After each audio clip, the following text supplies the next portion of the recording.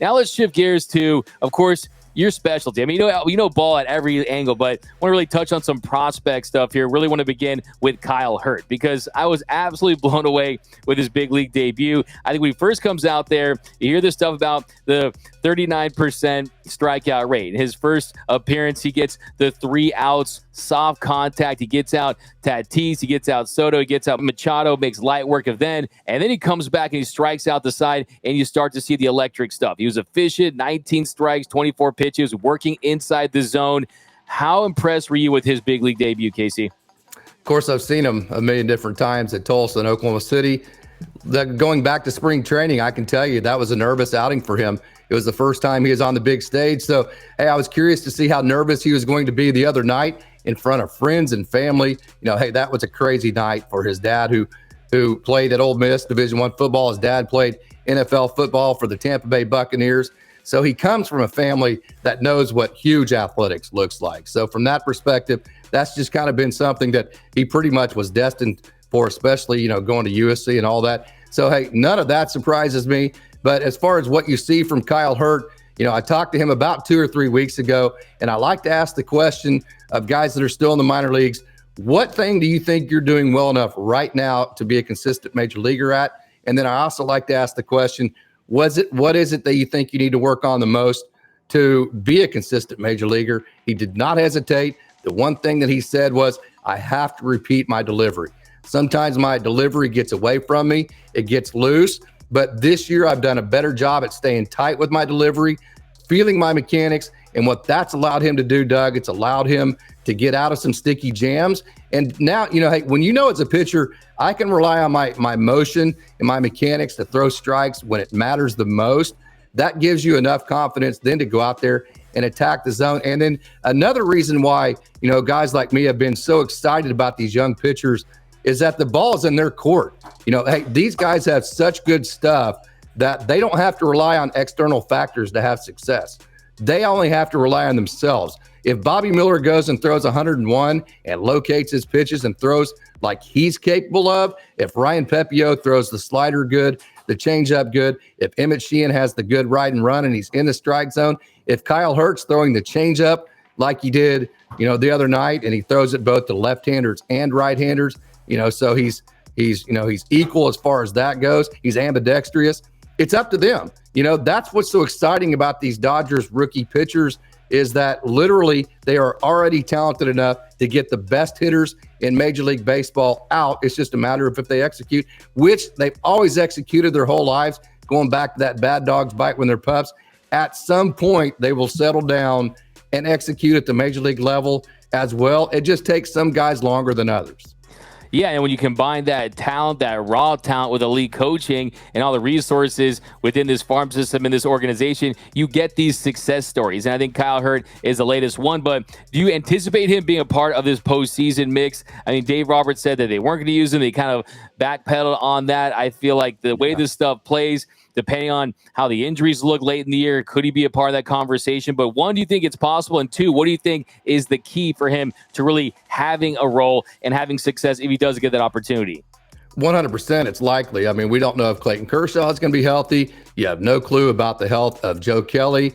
And then when you just throw into the fact that, hey, nothing stayed the same for this team for 2 days in a row all year. So, I mean, it's impossible to predict for the next 17 days what roster spots are going to open up. I was very sad to see Gus Varland go down on the IL. He looked electric too. He was another guy that was vying for a postseason spot as well. Michael Grove is going to be pitching here recently. And so I'm interested to see, I think his stuff plays in a 2-inning setting as well. If you throw him maybe in the right matchups, that 96, 97, 98 mile-an-hour fastball, the cutter has been just an absolute game changer for Grove. So he's going to be pitching as of late. So there are a lot of options to go to. So the first thing I think is going to have to happen for Kyle Hurt is something that no Dodgers fans want. I think there's going to have to be maybe an unexpected injury to a Joe Kelly or a Clayton Kershaw, or you hit on it a little while ago.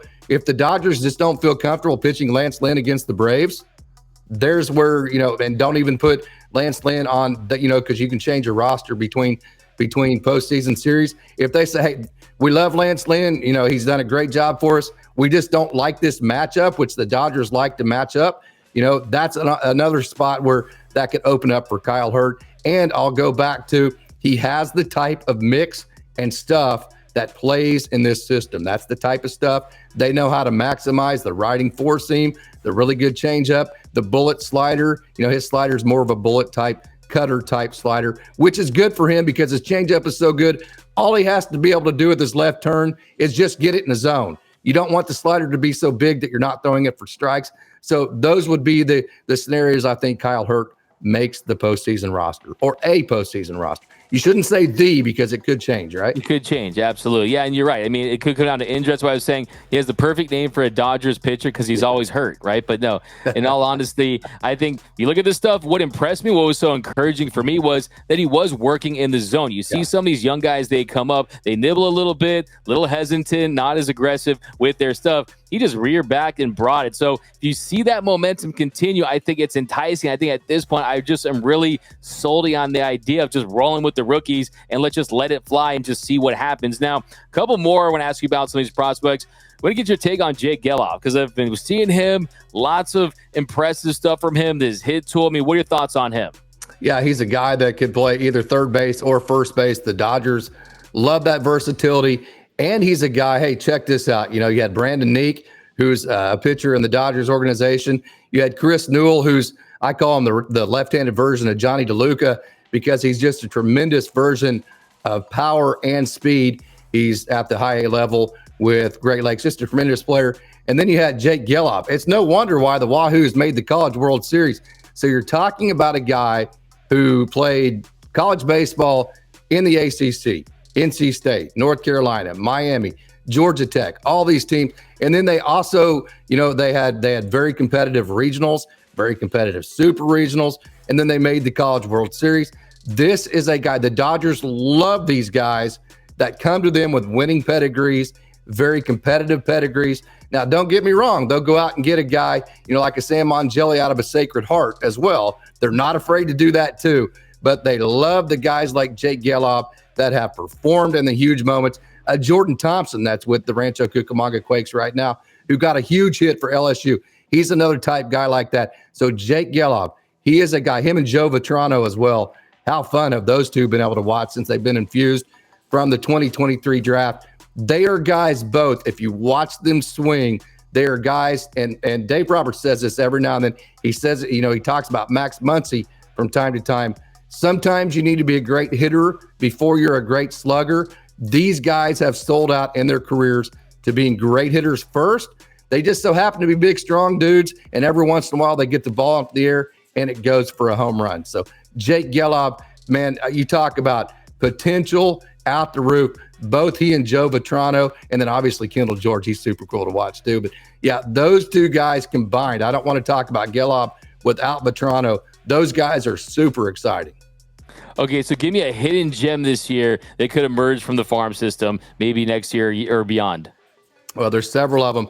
The guy that I think has raised his stock, and before Kyle Hurt made the major leagues, I actually tweeted out that the guy's raised his stock the most this year had been Kyle Hurt, and then he got pulled up. And I don't think that's the last, exciting announcement we're going to hear from Kyle Hurt moving forward. I'll leave it with that. But I think the guy that has really, had a season where the rubber was going to meet the road for him is Alec Gamboa. He reached 99, and of course, he was in Sacramento in front of family. But hey, man, he's been in the strike zone. He's a left-handed reliever, which the Dodgers love. I think he has massively increased his stock, and I think he's a guy that is imminent. He will get his chance next year. That's super exciting because he's from Fresno. His entire family are Dodgers to the bone, so that will be really cool. And as a matter of fact, the way he became a Dodger, he was there at Fresno City Community College, and he got to try out at Dodger Stadium, and he did so well that the Dodgers actually offered him a contract. Obviously, he took it. He is a three-sport star, an all-state wrestler. And then another guy, hey, I want to bring up, John Rooney's also had a very good year, lefty reliever. Another guy that I want to bring up that I think has just absolutely opened eyes, Ricky Vanasco. He's pushing 100 miles an hour. He's always a guy that's been super talented. He's right around 98.5, 98.6 with the wicked slider. Okay, since June 16th, Doug, he's only allowed a run in one outing, and his stuff has been absolutely dominant. He just got moved up to AAA Oklahoma City, and he hasn't skipped a beat. So I think really the two guys that have increased their stock beyond Kyle Hurd, who's already made it, beyond Gus Farland, who's already made it, beyond Emmett Sheehan, who's already made it, the guys who haven't made the major leagues, I would have to say Ricky Vanasco and Alec Gamboa. Yeah, like Vanasco, I saw him pitch that scoreless inning for OKC, had the strikeout, also works that breaking ball in the zone too. So yeah, I mean, it's just a surplus. It's a treasure trove of pitching down in this Dodgers farm system. Now, as far as the offensive side, what are your thoughts on Kendall George? Because of what I've seen from him, super young. My guy still has braces on, right? But this guy's fast as lightning. See him compared to Juan Pierre. I feel like he has a different gear than Juan Pierre. But so what are your thoughts on him? Yeah, very flat swing. You know, I mean, he's a guy who brings the barrel through the strike zone very well, which you can tell he's a guy that has always just put the ball in play and used his speed to get on base. That's going to change as he becomes a professional because you're playing on one of the biggest things that the transition you have is you start playing on pristine fields to where every hop is perfect. You start having better fielders. So if you hit a 3-hopper to the shortstop, you are out every single time at the professional level. That's the first thing that a lot of guys like him learn. Now, he is a guy that's hitting well over 300. He was considered a guy that had upside offensively, but basically what you're drafting is a toolsy guy with 80 grade speed and a guy that you're going to have to develop the offensive game. But hey, that hasn't been the case. He's been plug and play offensively. Now, we know at the low A level, hey, they do have scouting reports. I've talked to Dylan Nishotka, the hitting coach. I've talked to Ramon Troncoso, the pitching coach, especially when they had Dalton Rushing and they had Diego Cartaya last year. They spent hours upon hours working scouting reports. Having said that, if you've ever seen a single A level baseball game, the ball's not in the strike zone a whole lot. So, hey, you can have scouting reports. That's fine, but it's another thing to actually have a guy go out and pitch to it. So he's not hitting against guys that are pitching to scouting reports like he will as he moves up. So, hey, be cautious about the offensive side of the game. Obviously, he's going to be a great offensive player as time goes on, but I would caution you, kind of like a Dalton Rushing, kind of like a Diego Cartaya, when you start raising levels and guys are able to actually start pitching to scouting reports, there is a transition period to where you go, hey, I got to make some adjustments now. I'm a great hitter, but these guys are hitting my holes. I've got to learn how to close those holes. So he's going to have that natural transition as well. But hey, obviously a very toolsy guy and a guy and the great thing about him, the Dodgers got him very young. They don't need him for a long time. And we've seen the Dodgers, they don't call guys up till they're 23, 24, 25 anyways, right? On Kendall George, the thing that you have to look at with him as far as the way the Dodgers evaluate it, I didn't expect him to be in Rancho this year. I just assumed he'd spend his entire short season at the complex.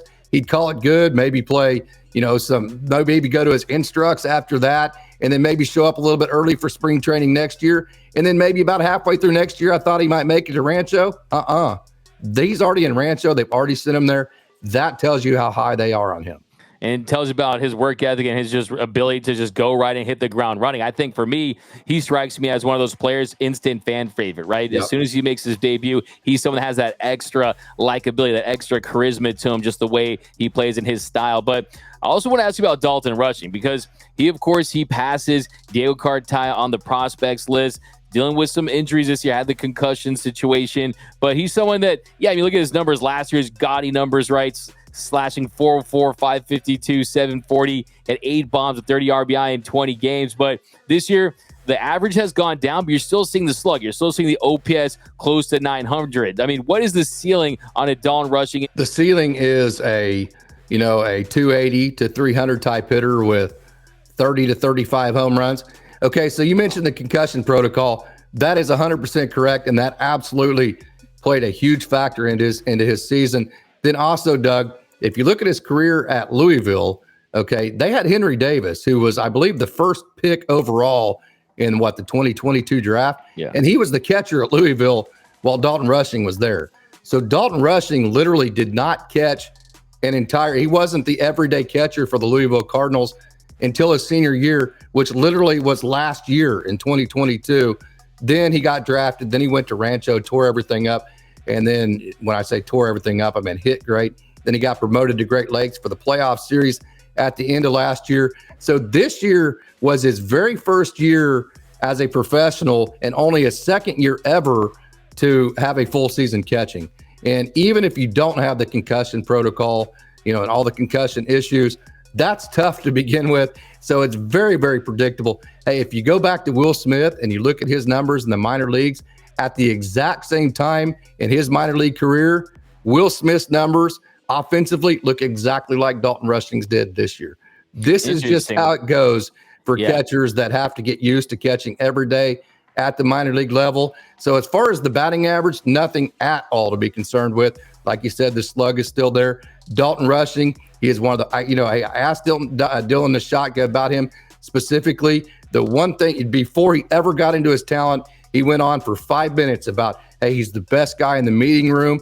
He knows every one of our pitchers in and out. He knows the other team's hitters better than they know himself. So the intangibles for Dalton Rushing are even better than the talent. Yeah, no, I'm going to interview him next week, and you definitely can feel those intangibles, the personality that he has. And look, I see his numbers kind of look a little Max Muncy-ish, right? As far as the on-base percentage, north of 400, the slug that's there. And yeah, lots of talented catchers within this organization. But if I asked you which Dodgers, and forget about the rankings, we know that the rankings, they're flawed, and different teams have their rankings of certain players. But just from an eye test, your personal opinion, which prospect do you think has made the biggest leap as far as improvements from the start of the year up until now? Improvements from the start of the year up until now. That's a very, very easy one. And I got, if you follow Dodgers Daily, you're in on the ground floor of this guy because I got to see him in college. And that does not, of course, I love the guy because he went to OSU and I'm a huge OSU fan. That is true. But hey, this is an objective statement to make. I meant it when I said at the beginning of the year. Justin Robleski, left-hander for the High A Great Lakes Loons. Point blank, he's been the best pitcher on that staff, who has had a tremendous staff all year. 98 from the left side. And hey, he's been a guy that's gone through Tommy John. He went to Clemson. He got hit by a car. He broke his arm. And then at Oklahoma State, he had to shut down in 2021, the second half of his last year in college due to Tommy John. So last year, basically, he didn't get to pitch at all. When I talked to Rob Hill in the offseason about the minor league pitching coordinator, about all these guys, when I mentioned Justin Robleski, his eyes went like that. I can't wait to watch. They call him Robo. He said, I cannot wait to watch Robo pitch because he's got a lot in the tank. This guy has when he was at Oklahoma State, Doug, he would get on the track, man, and you'd go, holy cow, look at this guy. I mean, this guy's throwing the fastball here and the change, and it was just incredible. But then he had the Tommy John, so you knew the pitching, the metrics were there. And also, this guy is the most rigid when it comes to his diet. This guy's the most rigid when it comes to his routine, working out. He's almost so rigid that you sometimes you just kind of want to go, hey, man, sometimes you need to relax, right? I mean, he's literally just that fired up about all the nutrition, the diet, the weightlifting, and everything off the field to keep himself in shape. Justin Robleski, absolutely no doubt about it, from start to finish, from a starting pitcher perspective, and then from a reliever perspective, I mentioned a minute ago, Alec Gamboa. Yeah, no, I definitely have been following that too, and it seems like he's someone that has really put in the work, and he's seeing the results. Now, I know you're very close to a lot of these guys, so I'm not going to make you do a stock down. I know if you ask any of these players who's the most famous contact in their phone, they'd probably say Casey Porter, but who's someone that you think, based on the year they're having this year compared to last year, you think kind of has to get back to where they were, or really needs to kind of, if there is a stock down, who do you think it would be? Yeah, I mean, these guys are realistic, right? I mean, hey, these guys will be the first ones to tell you, like Alec Gamboa would have told you this time last year, hey, this next year for me is going to be a big one. This is where the rubber's going to meet the road. I'm going to go to a guy who is super, super talented. I compare him to a Bob Horner type third baseman. He can also play first base. He has those kind of skills, that type of body type, that type of offensive game. A guy that in 2021, had the most amount of home runs per at bat of any player in the Dodgers minor league system. And he has just a sweet swing. He's dealt with injury, so there's been some external factors. But also, hey, he's just trying to find his swing again. His name is Brandon Lewis. He is a young man out of the L.A. area. He went to L.A. Pierce, and then UC Irvine. Huge huge talent. But hey, he's a guy that he's hovering around the 200 mark. But I will tell you this, he's a guy that is capable at the major league level, if he finds his swing, to be a 25, 30 home run guy, probably a 250 to 270, maybe a 260 hitter. In that way, he has a great eye. So, hey, I would say Brandon Lewis, he's the type, let's put it this way, Doug, he's the type of guy that I wouldn't be surprised that if next year you went, Brandon Lewis is having a great year, right? So he would be that guy. Pretty swing, too. I mean, he's someone that I think the talent level is there, just putting it all together. Okay, I'll get you out of here on this one, Casey. What is your hottest Dodgers prospect take right now?